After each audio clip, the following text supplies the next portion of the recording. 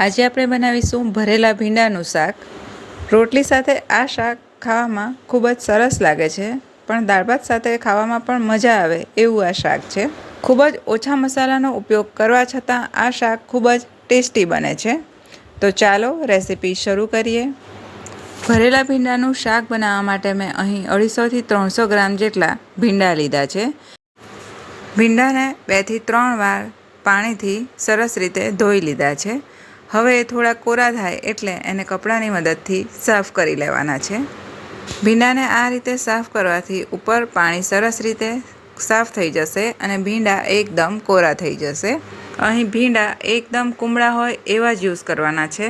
પાકા ભીંડા ચડતા નથી અને સ્વાદમાં પછી સારા નહીં લાગે. મેં અહીં બધા ભીંડાને સરસ રીતે લૂછી લીધા છે.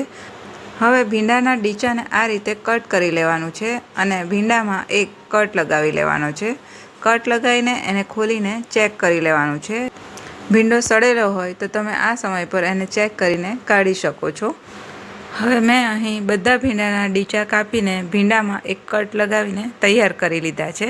હવે એનો મસાલો તૈયાર કરીશું. તો એના માટે 2 મોટા ચમચા બેસન લીધું છે. બેસન મેં અહીં શેકીને યુઝ કર્યું છે. હવે એમાં અડધી ચમચી જેટલો અજમો, 1 થી 1.5 ચમચી જેટલી શેકેલી વરિયાળીનો પાવડર, અડધી ચમચી જેટલી હળદર અને અડધી ચમચી જેટલું તીખું લાલ મરચું લીધું છે. સાથે 1 મોટી ચમચી કશ્મીરી લાલ મરચું લીધું છે. હવે અહીં અડધી ચમચી જેટલા જીરાનો પાવડર, 1 થી 1.5 ચમચી જેટલું ધાણા જીરું પાવડર લઈશું. હવે અહીં અડધી ચમચી જેટલો આમચૂર પાવડર, 5 ચમચી જેટલો સંચળ પાવડર અને અડધી ચમચી જેટલું મીઠું ઉમેરીશું. મીઠું તમે તમારા સ્વાદ મુજબ વધતું ઓછું કરી શકો છો. હવે બધું સરસ રીતે મિક્સ કરી લઈશું. બધું સરસ રીતે મિક્સ કરી લીધું છે, પણ મસાલામાં બાઇન્ડિંગ નથી, એટલે બાઇન્ડિંગ લાવવા માટે આપણે એમાં 2 ચમચી જેટલું તેલ ઉમેરીશું. તેલને મસાલા સાથે સરસ રીતે મિક્સ કરી લઈશું. મસાલાને તેલ સાથે સરસ રીતે મિક્સ કરી લીધો છે. ભીંડામાં ભરવા માટેનો મસાલો તૈયાર થઈ ગયો છે. હવે આપણે આ મસાલાને ભીંડામાં સ્ટફ કરી લઈશું. હવે ભીંડાને આ રીતે ખોલીને એમાં મસાલો સ્ટફ કરી લેવાનો છે. આ રીતે જે સ્ટફિંગના મસાલા બનાવવાના હોય એમાં બેસન હંમેશા શેકીને જ યુઝ કરવાનું છે. બેસન શેકીને યુઝ કરવાથી જ્યારે શાક બનીને તૈયાર થશે તો બેસનનો સ્વાદ કાચો નહીં લાગે. બેસનની જગ્યાએ તમે સેવનો અથવા તો ગાંઠિયાનો પાવડર પણ યુઝ કરી શકો છો. હવે આ રીતે ભીંડામાં જેટલો મસાલો સમાય એટલો ભીંડામાં ભરી લેવાનો છે. આ રીતે આપણે બધા ભીંડાને ભરીને તૈયાર કરી લઈશું. હવે મેં અહીં બધા ભીંડાને સ્ટફ કરી લીધા છે. એનું હવે આપણે શાક બનાવીને તૈયાર કરીશું. તો એના માટે કઢાઈમાં 2 થી 3 ચમચી જેટલું તેલ લેવાનું છે.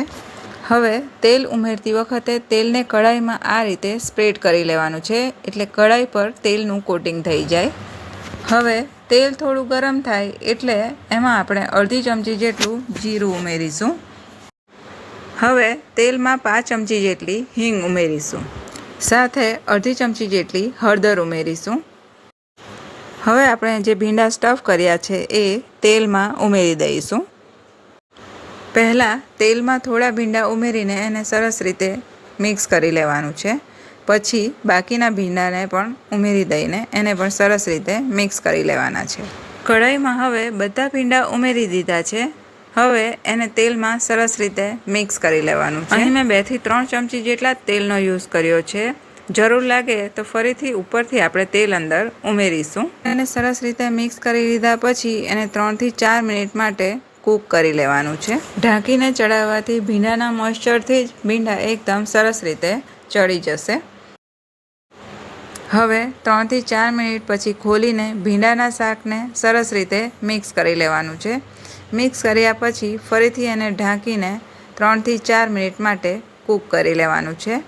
આ રીતે એને આંતરે 3 થી 4 મિનિટ પછી ખોલીને ચેક કરતા રહેવાનું છે. એકવાર સરસ રીતે મિક્સ કરીને ફરીથી ઢાંકીને એને ચડવા દેવાનું છે. હવે આ રીતે અહીં મેં 15 થી 20 મિનિટ માટે ભીંડાને ધીમા તાપે ચડાવી લીધા છે. હવે 20 મિનિટ પછી ખોલીને ચેક કરી લઈશું. 20 મિનિટ પછી ભીંડાનું શાક ચડી ગયું છે. ભરેલા ભીંડાનું શાક બનીને તૈયાર થઈ ગયું. શાકમાં આપણે અડધી ચમચી જેટલું જ મીઠું ઉમેર્યું હતું. આ સમય પર શાકને થોડું ટેસ્ટ કરી લેવાનું છે. જો મીઠું ઓછું લાગે તો આ સ્ટેજ પર તમે ઉમેરી શકો છો. અહીં મને શાકમાં થોડું મીઠું ઓછું લાગ્યું છે એટલે મેં ઉપરથી થોડું ઉમેરી દીધું છે. હવે શાકમાં મીઠાને સરસ રીતે મિક્સ કરી લેવાનું છે. અહીં ઉપરથી મેં અડધી ચમચી જેટલી ખાંડ પણ ઉમેરી છે. ખાંડ ઉમેરવી ટોટલ ઓપ્શનલ છે. હવે ખાંડ અને મીઠું ઉમેર્યા પછી એને સરસ રીતે મિક્સ કરી લેવાનું છે. હવે ભીંડાનું શાક બનીને તૈયાર થઈ ગયું છે. એને હવે આપણે સર્વ કરીશું. આ શાકને તમે રોટલી સાથે ખાઈ શકો છો અને દાળ ભાત સાથે સાઈડ ડિશ તરીકે પણ સર્વ કરી શકો છો. જો તમને ભરેલા ભીંડાનું શાક ગમતું હોય તો આ રીતે ચોક્કસથી એકવાર ટ્રાય કરજો.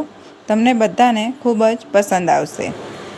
વિડીયો અને રેસિપી પસંદ આવ્યા હોય તો વિડીયોને લાઇક કરીને શેર કરવાનું ના ભૂલશો અને ચેનલ પર નવા હો તો ચેનલને જરૂરથી સબસ્ક્રાઈબ કરો.